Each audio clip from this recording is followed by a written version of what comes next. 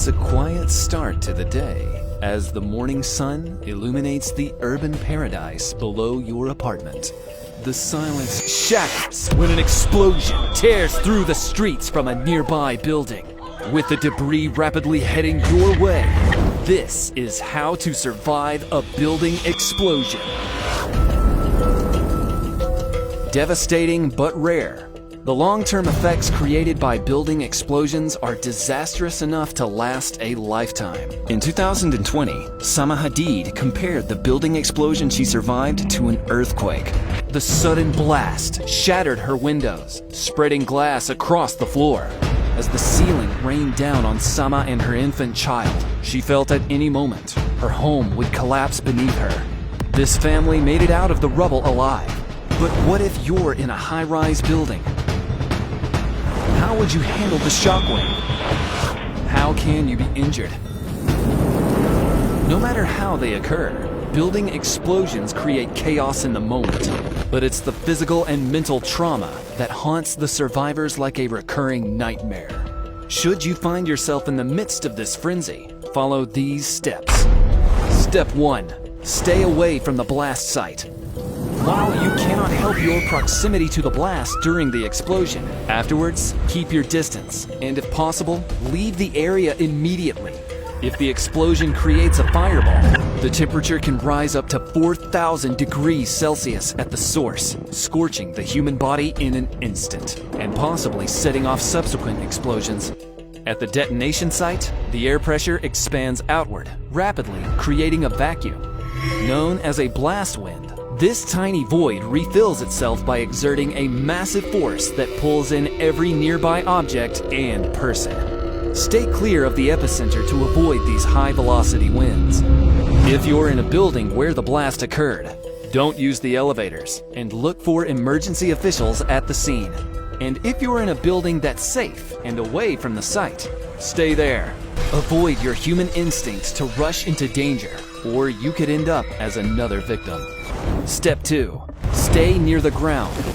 The explosion sends out a blast wave made of highly compressed air particles moving faster than the speed of sound. On impact, this initial wave causes the most damage to structures and your body.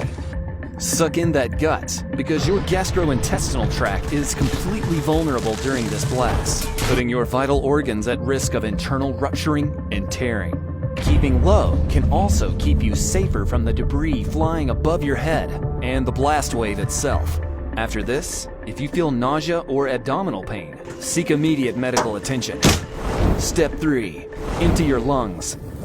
When in crisis, humans naturally desire to hold their breath. But if your lungs are filled with too much air, they could burst as a shockwave rips through your body. A shockwave is a supersonic concussive force following the blast wave. This deadly wave expands outward and up, carrying energy as it passes through objects and organs like your lungs. Breathing in small intervals will keep the pressure in your lungs low, making them less likely to burst. Step 4. Stay away from windows. Your eyes are sensitive enough to be damaged by the blast wave, even without direct contact, causing lesions and impairing your vision for life. Keep your head down though. The real danger is yet to come. While the blast wave will shatter windows near the site, it's the lethal shockwave that breaks windows further away. Stay away from windows to avoid the flying glass, which could cause significant damage to your eyes. Eye injuries are potentially fatal and are suffered by 1 out of every 10 blast survivors.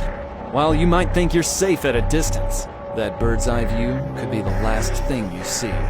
Step 5. Protect your head. Your ears are also dangerously at risk, depending on your orientation to the blast. With the pressure rising to over 103 kilopascals, or 15 pounds per square inch, the blast wave is strong enough to rupture your eardrums, possibly causing permanent hearing loss. Cover your head with your arms and curl into a ball, tucking your face close to your chest. Even without a direct hit to the head, the primary blast can be strong enough to cause a concussion or a mild brain injury. While the blast wave ends in milliseconds, the trauma from this event can follow you for the rest of your life. In addition to the lingering physical damage done to their bodies, survivors of building explosions often suffer from post-traumatic stress disorder and the guilt of being alive. Long after the rubble has been cleared and the dead are laid to rest, people can feel a sense of shame for surviving when many didn't. Consider seeking medical advice when dealing with PTSD or bodily trauma to prevent any of these negative long-term effects. So you kept close to the ground as the shockwave passed over you, but the flames inside your apartments are getting higher, with the air getting thinner. It's time to think fast. How are you going to survive this fire? We've got the answer on the next How to Survive.